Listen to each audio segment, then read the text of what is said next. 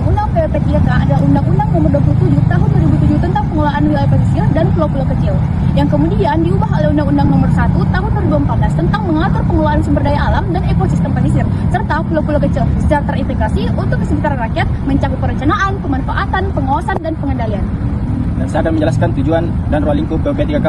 Tujuan PWP 3K nomor 27 tahun 2007 yaitu melindungi, konservasi, dan memanfaatkan sumber daya pesisir dan pulau-pulau kecil secara berkelanjutan.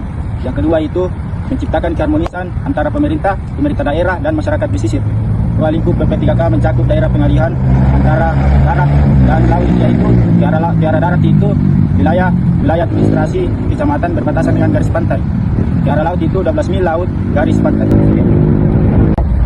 Dalam Undang-Undang Pengelolaan Wilayah Pesisir dan Pulau-Pulau Kecil atau Undang-Undang PWP 3K ada beberapa konsep penting yang wajib kita pahami. Yang pertama adalah pengelolaan terpadu, yaitu pengaturan wilayah pesisir secara terkoordinasi antara pemerintah pusat, daerah, dan masyarakat. Yang kedua ada RZWP 3K, yaitu Rencana Zonasi Laut 0-12 mil yang menentukan area konservasi, pariwisata, pelabuhan, perikanan, hingga budidaya.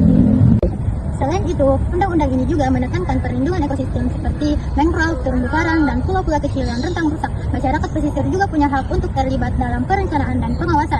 Dan yang terakhir, semua pemanfaatan ruang laut wajib mengikuti zonasi atau izin. Jadi, inti dari Undang-Undang PWP 3K adalah pesisir, menjaga pesisir agar tetap lestari dan bermanfaat bagi masyarakat.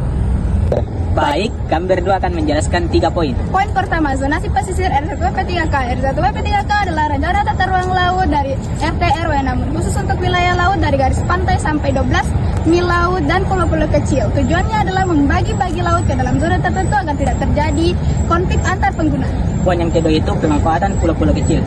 Dalam hukum Indonesia, pulau kecil didefinisikan sebagai pulau dengan luas lebih kecil atau sama dengan 2000 km persegi. Karena ukurannya yang terbatas, ekosistem pulau kecil sangat rentang dan tidak memiliki daya dukung air tawar yang besar.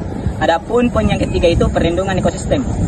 Ada 3 ekosistem yang perlu dilindungi, yaitu yang pertama mangrove, yang kedua padang lamun, dan yang ketiga terumbu karang.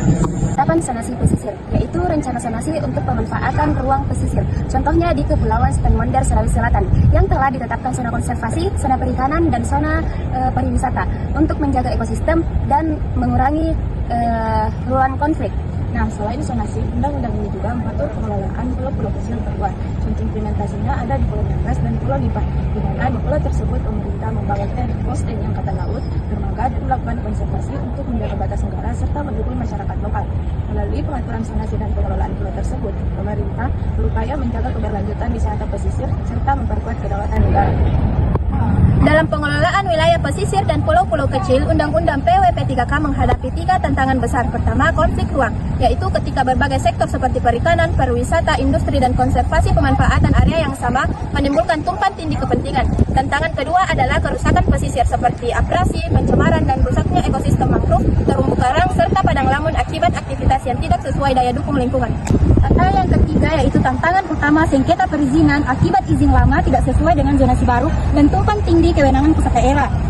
Kurangnya transparansi memicu konflik antara masyarakat, pemerintah, dan pelaku usaha. Konflik ruang, kerusakan pesisir, dan sengketa perizinan merupakan implementasi Undang-Undang PWP 3K masih lemah. Solusi penting yaitu perjelas zonasi, perkuat pengawasan, dan libatkan masyarakat pesisir. Ada 4 hal yang harus diperbaiki dalam kebijakan. Yang pertama, perketat penegakan hukum, perketat patroli, laporan, dan sanksi untuk mencegah terjadinya aktivitas ilegal di wilayah pesisir. Yang kedua, transparansi perizinan, memudahkan akses dan keterbukaan perizinan untuk mengurangi terjadinya konflik. Dan yang ketiga, perlindungan ekosistem kritis seperti mangrove, terumbu karang, serta padang lamun. Ketiganya harus menjadi prioritas konservasi. Dan yang kelima, pengelolaan pulau-pulau luar terkecil. Pemerintah harus meningkatkan pengawasan serta pemanfaatan berkelanjutan di pulau-pulau kecil tersebut.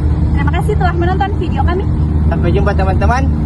Wassalamualaikum warahmatullahi wabarakatuh.